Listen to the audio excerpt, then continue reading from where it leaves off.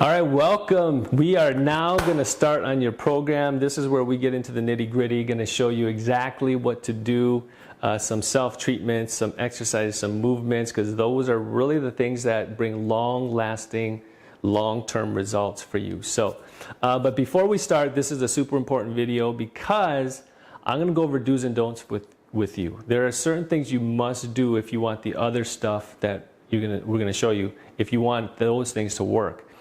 So these are the do's and don'ts. So for the next 2 weeks, you're going to follow this. And if you don't follow this, there's a chance that you don't get very good results with the other things. So make sure that you listen carefully, write this down, download the handout that comes with this video. Number one, and it really doesn't matter what kind of shoulder pain you're having, if you're having any shoulder pain at all. Number one, you don't do is don't lie on that side. Don't lie directly on it. That compresses the joint. That can actually compress all the different structures. So if you sleep typically on that side, stop doing it. I know it's a hard thing to do, you know, if you're used to doing it for many years. Sometimes putting something there, like a ball or something that prevents you from lying on that side, then that can help. But don't sleep on it. Don't lie down on that side. Number two,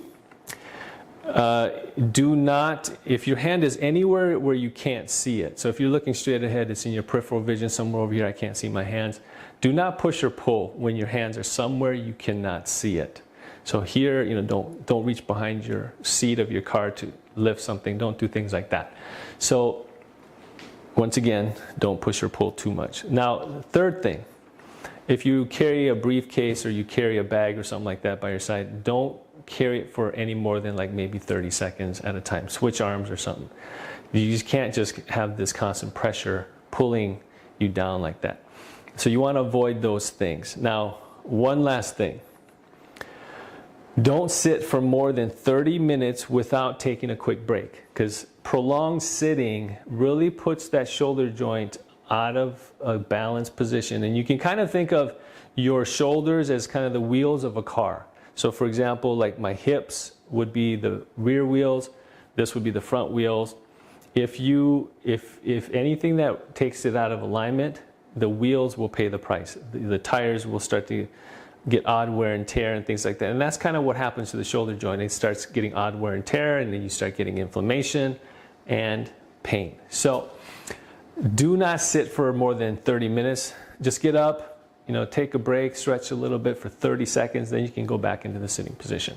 All right, so those are the things you don't do. Real quick things I do want you to do is I want you to start for the next 2 weeks, really control that pain. So don't do things that aggravate it. If you start to feel at the end of the day, towards the evening, because that's usually when people feel it, if they weren't as careful and cautious throughout the day, you can get some throbbing, you can get some increased pain at night. Ice it down, grab a big bag of peas, frozen peas. Believe it or not, that works better than anything else. Put it on the shoulder. If your skin is sensitive, then make sure you have a thin cotton, maybe like a pillowcase that separates it. But otherwise, you can put the bag straight on your shoulder for about 15 minutes. Let it get a little bit numb, that's fine. You don't want to get in the habit of icing it all the time though, because like I said before, icing can sometimes interfere with the healing. So you only want to use it in those certain circumstances where the pain is kind of increased more than usual and maybe throbbing a little bit. So ice it down. Now, another thing I want you to do is I want you to set aside one time per day to do some of the movements that we're going to show you. You want to get into a schedule. You want to get into a routine.